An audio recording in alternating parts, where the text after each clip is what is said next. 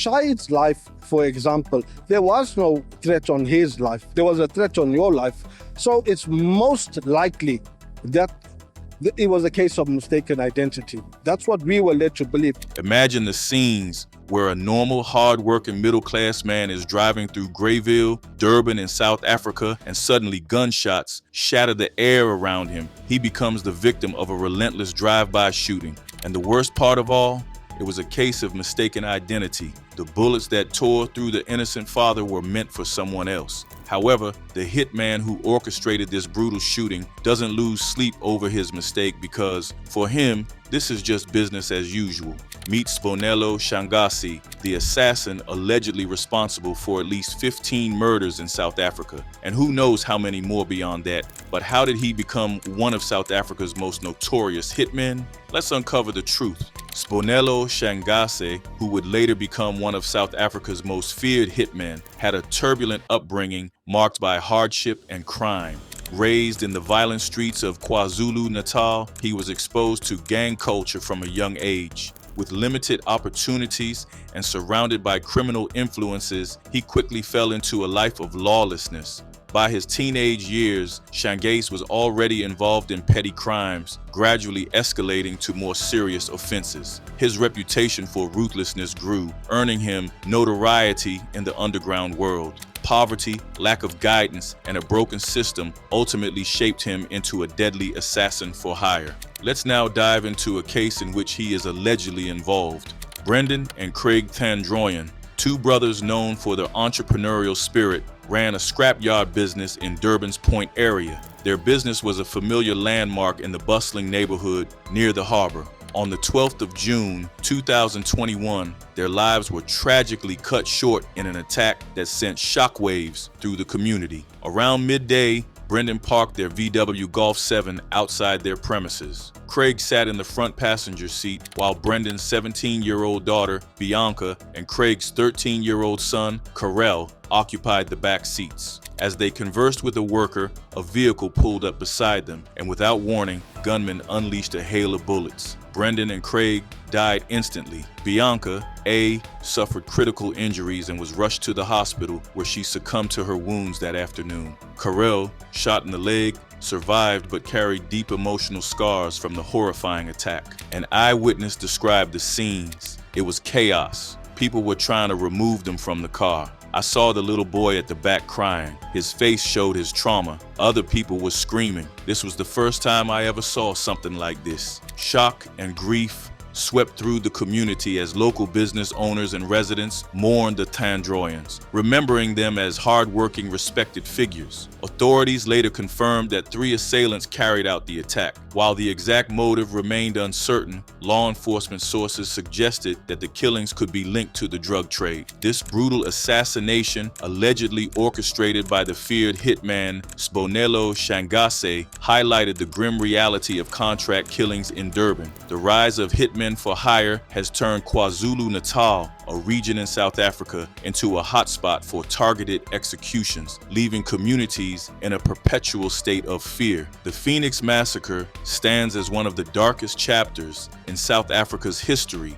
unfolding amid the July 2021 unrest that erupted following the imprisonment of former President Jacob Zuma. The widespread looting and violence primarily impacted KwaZulu-Natal and Gauteng, but Phoenix, a predominantly Indian community near Durban, became the epicenter of racial tensions. As turmoil consumed the region, armed residents in Phoenix set up roadblocks, allegedly targeting black individuals passing through.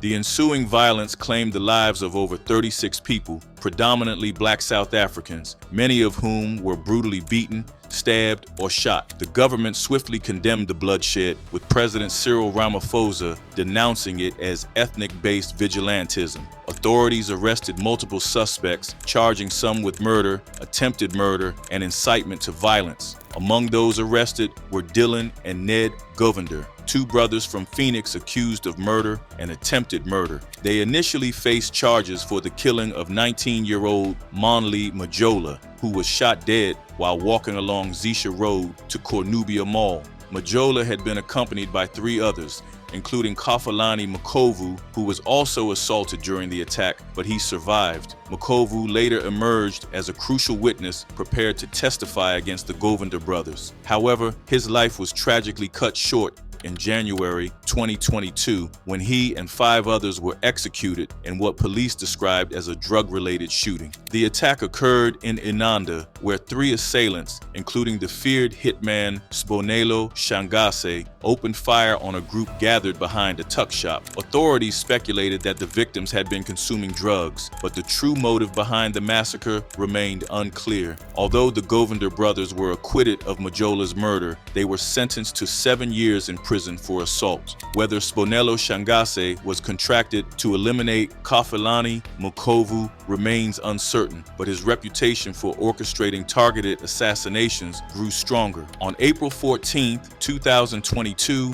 another shocking crime rocked Durban. Shahid Moodle, a devoted father of 3, was driving through the bustling streets of Greyville when his life was violently stolen in a drive-by shooting. Gunshots shattered the afternoon calm as Moodel's vehicle was ambushed, allegedly by Sbonelo Shangase. Fatally wounded, Moodel lost control of his car, which swerved into oncoming traffic before crashing into a church wall. His grieving family insisted he was not the intended target, believing the assassination was a tragic case of mistaken identity. According to them, the true target was his neighbor, Zain Moideen, who had narrowly survived a similar attempt on his life just weeks earlier.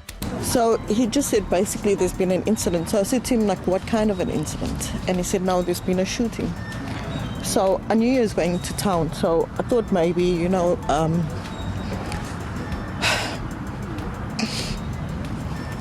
thought maybe, he got out the car and someone shot. Maybe there was a shooting somewhere else and he just got shot. But I didn't know that he was dead. Following the assassination of Shahid Model, Zain Moideen took it upon himself to investigate the attack, determined to uncover the truth behind his neighbor's murder. He meticulously retraced the scene, analyzing the trajectory of the gunfire and the final resting place of Model's car. Pointing to various locations, he pieced together the sequence of events, noting where Model was first hit and how his vehicle ultimately veered off the road, crossing the island before crashing. His determination to find answers, however, would soon lead to tragedy. On the 30th of April 2022, just weeks after Model's killing, Zain Moideen became the next victim. The Overport businessman had been attending a soccer match with his children at the Tills Crescent Sports Ground on Felix Lamini Road. As he left the venue, 2 armed men, allegedly including notorious hitman Sbonelo Shangase, ambushed him. Without warning, a hail of bullets ended his life in a brutal attack that sent shockwaves through the community. Surveillance footage captured the chilling moments of his final seconds. 2 shooters emerged from a VW Polo parked nearby and unleashed gunfire in Moideen's direction. Within moments, a 3rd individual, believed to be a spotter, joined them before they fled the scene. The coordinated execution left no doubt that Moideen was a marked man. 4 months after his murder, law enforcement made a breakthrough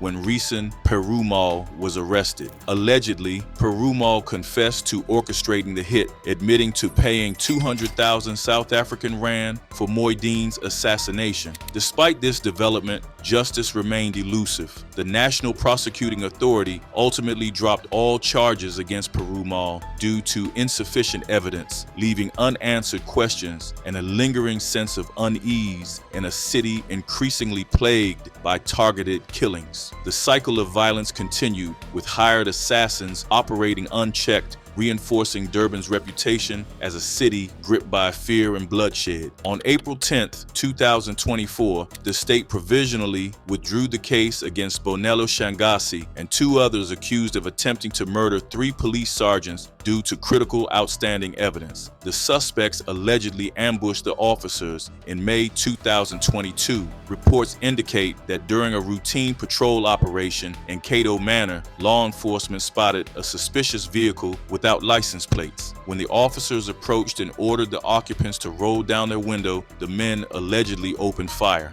The officers responded, wounding one suspect, while the attacker's vehicle was later found abandoned in Newlands East. Among the 3 targeted officers, 2 escaped unscathed, but one sustained a gunshot wound to the chest, which punctured his lung, requiring urgent intensive care. The suspects, particularly Sbonelo Shangase, are infamous figures in Durban's underworld, allegedly linked to a series of contract killings. Both men are currently facing a separate trial in the Durban High Court, where they stand accused of 28 charges, including 15 counts of murder. Sbonelo Shangase criminal activities came to a halt in 2022 when he was apprehended while attempting to flee KwaZulu-Natal, possibly en route to another contract killing. Authorities intercepted a long-distance bus at the Marion Hill Toll Plaza, discovering a high-powered rifle and 90 rounds of ammunition hidden in his luggage. The capture underscored the growing concern over hitmen operating with impunity in the region, reinforcing Durban's troubling reputation for targeted executions.